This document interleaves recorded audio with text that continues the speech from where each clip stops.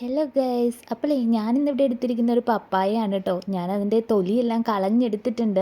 അത് മുറിച്ചപ്പോൾ എനിക്ക് കണ്ടത് 2-3 കുരുക്കൾ മാത്രമാണ് കേട്ടോ. പിന്നെ ഞാനത് കുനുകുന അരിഞ്ഞിട്ടുണ്ട്, മിക്സിയുടെ ജാറിലോട്ട് ഇടുവാണേ. അപ്പോൾ ഞാനിന്ന് ഉണ്ടാക്കാൻ പോകുന്നത് എന്താണെന്നറിയോ? പപ്പായ ഷെയ്ക്കാണ് കേട്ടോ. കുറച്ച് പഞ്ചസാര ചേർക്കുന്നുണ്ട് കേട്ടോ. പിന്നെ പാലും ഞാൻ ആഡ് ചെയ്ത് കൊടുക്കുന്നുണ്ട്.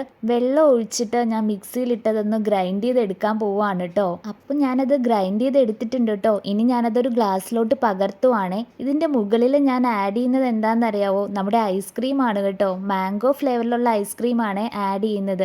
നമുക്ക് സ്കൂപ്പർ ഇല്ലാത്തത് കൊണ്ട് ഈ ഒരു റൗണ്ട് സ്പൂൺ വെച്ചിട്ടാണ് കേട്ടോ ഐസ്ക്രീം ബോൾസ് ആക്കി എടുക്കുന്നത്. അപ്പോൾ നമ്മുടെ പപ്പായ ഷേക്ക് ഇവിടെ റെഡി ആയിട്ടുണ്ട് കേട്ടോ. അപ്പോൾ ഞാനൊന്ന് കഴിച്ച് നോക്കാം കേട്ടോ. പപ്പായ മാംഗോ ഷേക്ക് എന്ന് വേണമെങ്കിൽ പറയാം കേട്ടോ. കാരണം മാംഗോയുടെ ഫ്ലേവറും വരുന്നുണ്ട്, നല്ല ടേസ്റ്റ് ഉണ്ട്. പപ്പായയുടെ ആ ഒരു മധുരവും മാംഗോയുടെ ഫ്ലേവറും കൂടി ചേർന്നപ്പോൾ സൂപ്പർ ആയിട്ടുണ്ട് കേട്ടോ. അപ്പോൾ ഞാൻ കഴിക്കട്ടെ. ഇനി അടുത്ത വീഡിയോയിൽ